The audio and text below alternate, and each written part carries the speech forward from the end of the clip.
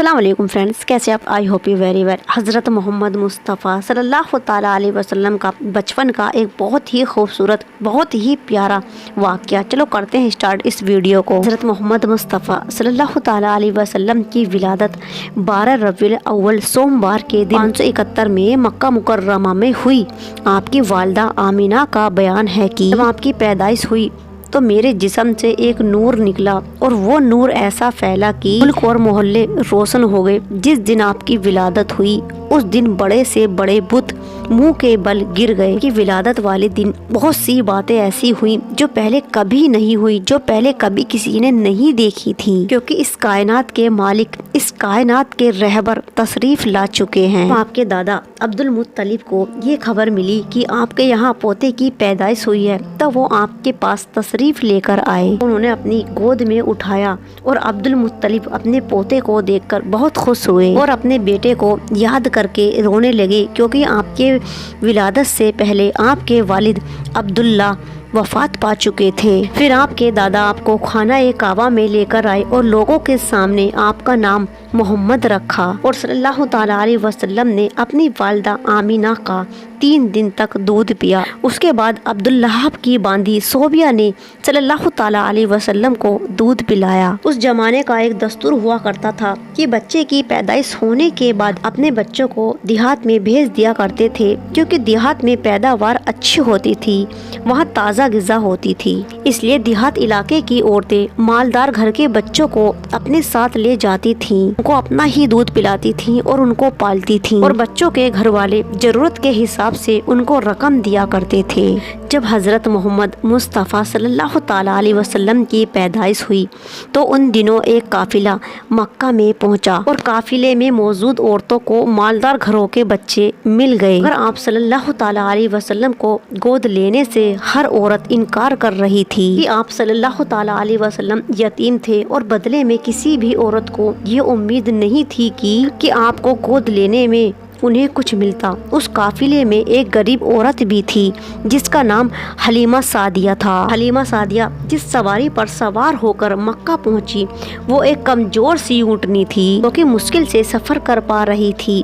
काफिले में सभी औरतों को बच्चे मिल गए थे, पर हलीमा सादिया को कोई भी बच्चा नहीं मिला था। जब सभी बच्चों को दूध पिलाने वाली माएँ मिल गई थी तो हलीमा सादिया ने अपने शोहर से कहा, सिवाय एक बच्चे को गोद लेने के लिए यहाँ पर और कोई भी बच्चा नहीं बचा।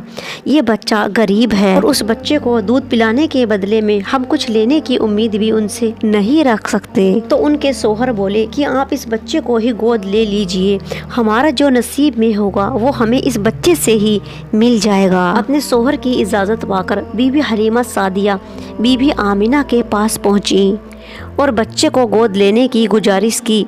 उनकी गुजारिश पर बीबी आमीना ने आप सल्लल्लाहु ताला अलैहि वसल्लम के दीदार कराए। जब बीबी हलीमा ने आप सल्लल्लाहु ताला अलैहि वसल्लम के दीदार किए तो आपका नूर उनके दिल में छा गया।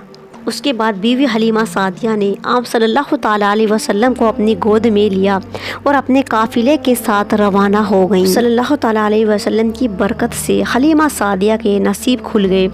हलीमा सादिया की वो ऊँटनी जो बीमार और कमज़ोर थी, जो सही से चल भी नहीं पा रही थी, अब वो खुशी से सबसे आगे चल रही थी, और उसके थन जो दूध से सूखे हुए थे अब वो दूध से भर आए थे।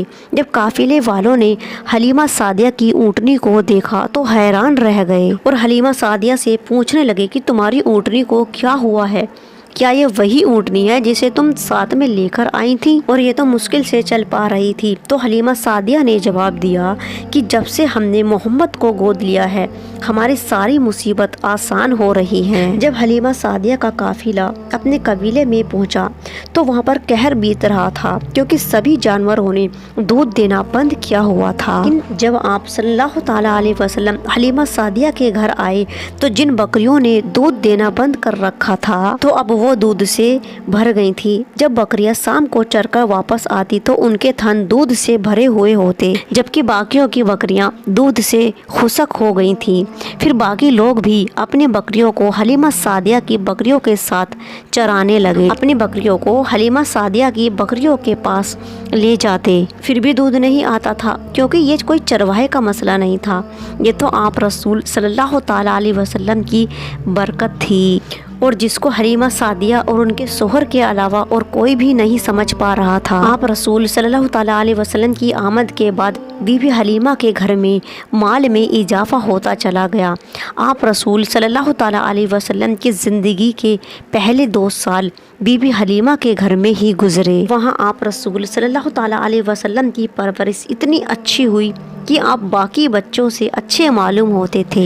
آپ رسول صلی اللہ تعالیٰ علیہ وسلم بچپن سے ہی اعلیٰ صفا اور اعلیٰ خوبی کے مالک تھے۔ آپ رسول صلی اللہ تعالیٰ علیہ وسلم جب 2 سال پار کر گئے تو آپ بی بی حلیمہ کے بچوں کے ساتھ بکریاں چرانے کے لیے جانے لگے، اور آپ کی برکت سے آپ جہاں بھی جاتے وہاں کی گھاس پیڑ پودے ہرے بھرے ہو جاتے، اور ایک بادل کا ٹکڑا ہمیشہ آپ کے اوپر سایہ کر کے رہتا تھا، اور جنگل میں جانور آپ کے قدموں کو چومتے تھے، اور آپ کے قدم زمین پر نہیں پڑتے تھے۔ حلیمہ سعدیہ کے بچے جب شام کو اپنی بکریوں کو واپس لے کر آتے تو اپنی ماں کو محمد صلی اللہ تعالیٰ علیہ وسلم کی شان کے بارے میں بتاتے۔ ایک بار آپ صلی اللہ تعالیٰ علیہ وسلم اپنے دودھ شریک بھائیوں کے ساتھ بکریاں چرا رہے تھے تو وہاں 2 آدمی سفید کپڑوں میں آئے اور محمد صلی اللہ تعالیٰ علیہ وسلم کا سینہ چاک کر دیا۔ یہ دیکھ کر حلیمہ سعدیہ کے بچے دوڑ کر حلیمہ سعدیہ کے پاس آئے اور بتایا کہ صلی اللہ تعالیٰ علیہ وسلم کو کسی نے قتل کر دیا ہے۔ جب حلیمہ نے یہ بات سنی تو وہ اپنے ہوش کھو بیٹھی اور دوڑتے ہوئے آپ صلی اللہ تعالیٰ علیہ وسلم کے پاس پہنچی تو دیکھا کہ آپ صلی اللہ تعالیٰ علیہ وسلم صحیح کھڑے ہوئے ہیں۔ تو حلیمہ سعدیہ نے پوچھا کہ آپ کے ساتھ کیا ہوا ہے، بتاؤ۔ تو آپ نے بتایا کہ 2 آدمی سفید کپڑوں میں میرے پاس آئے تھے اور مجھے زمین پر سیدھا لٹا دیا اور میرے سینے کو چاک کر دیا اور میرے دل کو باہر نکالا اور ایک سونے کے برتن میں آب زمزم سے اس کو دھویا، پھر اس کو میرے سینے میں رکھ دیا اور اس کو بند کر دیا۔ جب یہ بات حلیمہ سعدیہ نے سنی تو وہ بہت زیادہ گھبرا گئیں اور واپس آپ کو مکہ میں آپ کی والدہ کے پاس چھوڑنے کا فیصلہ کر لیا۔ اس وقت آپ صلی اللہ تعالیٰ علیہ وسلم کی عمر مبارک 4 سال کی تھی۔ پھر بی بی حلیمہ نے آپ صلی اللہ تعالیٰ علیہ وسلم کو ان کی والدہ کو سونپ دیا۔ پھر مکہ میں بی بی آمینہ کے پاس حضرت عبداللہ کی باندی تھی جس کا نام ایمن تھا، اور پھر اس کے بعد آپ صلی اللہ تعالیٰ علیہ وسلم کی دیکھ بھال وہی کرنے لگی تھیں۔ حضور صلی اللہ تعالیٰ علیہ وسلم ایمن کی خدمت کو بہت یاد کیا کرتے تھے اور فرماتے تھے کہ ایمن میری دوسری ماں ہے۔ جب آپ کی عمر مبارک 6 سال کی ہوئی تو آپ کی ماں بی بی آمینہ آپ کو اپنے ساتھ اپنے مائکے لے کر بنی نظار چلی گئیں اور 1 مہینے تک وہیں پر قیام کیا۔ جب 1 ماہ کے بعد آپ مکہ واپس آ رہی تھیں تو راستے میں ہی مقام آباب پر ہی بی بی آمینہ کا وصال ہو گیا اور پھر وہیں آپ کو دفن کیا گیا۔ آپ رسول صلی اللہ تعالیٰ علیہ وسلم اپنی ماں کے آمینہ کے غم میں روتے رہے۔ آپ رسول صلی اللہ تعالیٰ علیہ وسلم کی پرورش کی ذمہ داری اب آپ کے دادا عبد المطلب پر آ گئی تھی۔ آپ کے دادا آپ صلی اللہ تعالیٰ علیہ وسلم سے بہت محبت کیا کرتے تھے۔ آپ کے دادا آپ کو اپنی گود میں بٹھا کر فرماتے تھے کہ اس بچے کا مقام بہت بڑا ہوگا، اور آپ کی تعریف بیان کیا کرتے تھے اور پیار سے آپ کو بوسہ بھی دیتے تھے۔ جب آپ رسول صلی اللہ تعالیٰ علیہ وسلم کی عمر مبارک 8 سال کی ہوئی تو آپ کے دادا اس دنیا سے رخصت ہو گئے۔ آپ رسول صلی اللہ تعالیٰ علیہ وسلم اپنی دادا کی وصالت پر بہت روئے، کیونکہ آپ کے دادا ہی آپ کا ایک واحد سہارا تھے، لیکن آپ کے دادا صلی اللہ تعالیٰ علیہ وسلم کی ذمہ داری اپنی وصالت سے پہلے اپنے بیٹے عبد المطلب کو سونپ گئے تھے۔ پھر آپ کی پرورش آپ کے چچا عبد المطلب کرنے لگے۔ جب آپ صلی اللہ تعالیٰ علیہ وسلم کی عمر مبارک 8 سال کی ہوئی تو آپ صلی اللہ تعالیٰ علیہ وسلم گھروں کے کاموں میں حصہ لینے لگے۔ آپ سارا دن بکریوں کو چراتے تھے۔ حضرت عبد المطلب نے آپ کی پرورش اپنے بیٹے سمجھ کر ہی کی۔ انہوں نے اپنے بیٹے اور صلی اللہ تعالیٰ علیہ وسلم میں کبھی بھی کوئی بھی فرق نہیں کیا۔ اور آپ اکثر جنگل میں ہی رہتے تھے اور اللہ کی بنائی ہوئی ہر چیز پر غور فکر کیا کرتے رہتے تھے، اور آپ کی زیادہ تر نظر آسمان اور بادل پر ہی ہوا کرتی تھی، اور آپ کے چچا عبد المطلب تجارت کیا کرتے تھے۔ پھر وہ آپ صلی اللہ تعالیٰ علیہ وسلم کو بھی تجارت سکھانے لگے۔ ایک بار تجارت سکھانے کے لیے آپ کو ملک کے شام لے کر گئے۔ اس وقت آپ صلی اللہ تعالیٰ علیہ وسلم کی عمر مبارک 12 سال کی تھی۔ ملک کے شام بصرہ کے قریب آپ نے قیام کیا، اور وہاں پر ایک راہب رہا کرتا تھا جس کا نام وہیرہ تھا۔ وہیرہ نے دیکھا کہ جس درخت کے نیچے قافلے نے قیام کیا ہوا ہے اس درخت کی ٹہنی خود بے خود جھک گئی ہیں۔ وہیرہ نے پھر آسمان کی طرف دیکھا تو دیکھا کہ آسمان پر ایک بادل کا ٹکڑا اس 12 سال کے لڑکے کے اوپر سایہ کیے ہوئے ہے، کیونکہ وہیرہ ایک عالم تھا اور اس عالم نے آسمانی کتابوں کا علم حاصل کیا ہوا تھا کہ اللہ کا ایک نبی آئے گا، اور وہیرہ اللہ کے نبی کو دیکھ کر سمجھ گیا اور جس کا ذکر آسمانی کتابوں میں موجود تھا، اور وہ جانتا تھا کہ یہودی بھی اس بات کو جانتے ہیں کہ اللہ کا ایک نبی آنے والا ہے، کیونکہ یہودیوں کے بھی دین میں اللہ کے نبی کی بشارت موجود تھی، اور یہ بھی جانتے تھے کہ وہ نبی جب آئیں گے تو یہودیوں کے دین کو ختم کر دیں گے، اس لیے یہودی بھی نبی کی تلاش میں تھے تاکہ نبی کو پا کر وہ ختم کر سکیں۔ پھر وہیرہ نے عبد المطلب سے کہا کہ یہ وہی بچہ ہے جس کا ذکر آسمانی کتابوں میں موجود ہے، اس لیے اس بچے کو ملک کے سامنے نہ لے کر جاؤ، کیونکہ یہودی اس بچے کے دشمن ہیں، اور اس بچے کو واپس مکہ بھیج دو، اور اس بچے کی نگرانی بہت اچھے سے کرو، یہ بچہ یہودیوں کے ہاتھ نہیں لگنا چاہیے۔ پھر عبد المطلب نے اپنے چند ساتھیوں کے ساتھ محمد صلی اللہ تعالیٰ علیہ وسلم کو مکہ واپس بھیج دیا، اور حضرت ابو طالب آپ صلی اللہ تعالیٰ علیہ وسلم کے بارے میں بیان فرماتے ہیں کہ آپ نے کبھی جھوٹ نہیں بولا، کبھی بھی کوئی بیہودہ بات نہیں کی، کبھی بھی کسی کو تکلیف نہیں دی، اور کبھی کسی کو دھوکہ نہیں دیا۔ آپ ہمیشہ خوش اخلاق اور رحم دل کے مالک تھے، اور آپ بچپن سے ہی باقی بچوں سے الگ مزاج کے مالک تھے، اور آپ باقی بچوں کی طرح کسی سے لڑتے جھگڑتے نہیں تھے، شرارت نہیں کیا کرتے تھے۔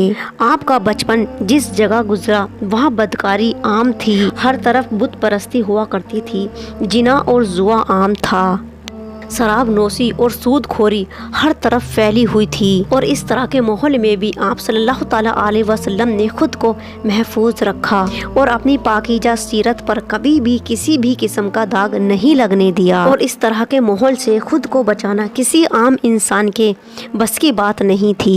ایک بار قریش تعمیر کعبہ کر رہے تھے تو آپ بھی پتھر اپنے کاندھے پر لاد کر لا رہے تھے، اور جس سے آپ کا کاندھا مبارک چھل گیا تھا، تو یہ دیکھ کر آپ کے چچا عباس نے کہا کہ اپنا کرتا مبارک اتار کر اپنے کاندھے پر رکھ لو، جس سے آپ کا کاندھا اور زخمی نہیں ہوگا، اور آپ رسول صلی اللہ تعالیٰ علیہ وسلم اس بات کو نہیں مان رہے تھے۔ پھر حضرت عباس نے آپ کا کرتا زبردستی اتار دیا اور آپ کے کاندھے پر رکھ دیا، جس سے آپ رسول صلی اللہ تعالیٰ علیہ وسلم برہنہ ہو گئے، اور برہنہ ہونے کی وجہ سے آپ رسول صلی اللہ تعالیٰ علیہ وسلم بے ہوش ہو کر گر گئے۔ ہے کیا شان ہے آپ رسول صلی اللہ تعالیٰ علیہ وسلم کی۔ اللہ سے دعا ہے کہ آپ کے صدقے ہمارے گناہوں کو معاف کر دے۔